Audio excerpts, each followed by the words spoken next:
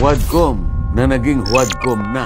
Isa kayong komite na ang tanging layunin ay magbalangkas ng mga panukalang batas. Pero ang ginagawa ninyo ay kabaligtaran sapagkat ang nagaganap sa inyong mga pagdinig ay panguusig lamang sa mga taong inaakala ninyo na nagkasala sa batas.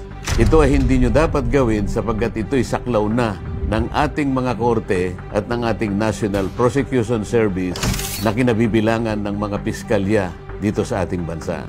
Sobrang napakawalang hiya ni Mr. Marcoleta. Parang di alam ang kanyang pinaggagawa at pinagsasabi o hipokrito. May mga video pa ako ng illegal na pagpasar nila ng Channel 2. Inabuso nila yung pagkapaupo sa kanila. Puro pagmamalabis ang ginawa nila sa Channel 2 at sa mga empleyado at sa mga tao. Mali-mali ang mga sinabi ni Congressman Marcoleta sa mga hearing noon o sa mga interview sa kanya. Dapat kung sino ang nagkasala yun ang parusahan, hindi yung negosyo na legal na nagpapaunlad sa bansa. Binabagsak daw ang ekonomiya ng Pilipinas at ang mga tao. At ang Pilipinas mismo, sabi ni Iglesia ng mga Manalo Emissary Mr. Marcoleta. Di raw dapat mag-imbestiga at maghatol ang Kongreso, Quadcom, kasi raw saklaw ng judicial ang mga pag-iimbestiga o krimen o mga paglabag sa batas. Di niya ata naalaala ang ginawa niya sa Channel 2 sa Kongreso.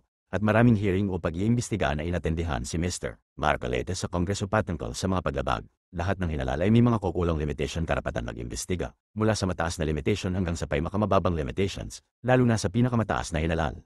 Siya ang taong black sheep sa Kongreso. Pinahihiya niya ang institusyon kinaaniban niya. Dapat patawan siya sa Kongreso ng loss of trust at confidence at betrayal of public trust o pananaydror sa institusyon kinaaniban niya, ang pagpapahiya sa buong Pilipinas o sa daigdig.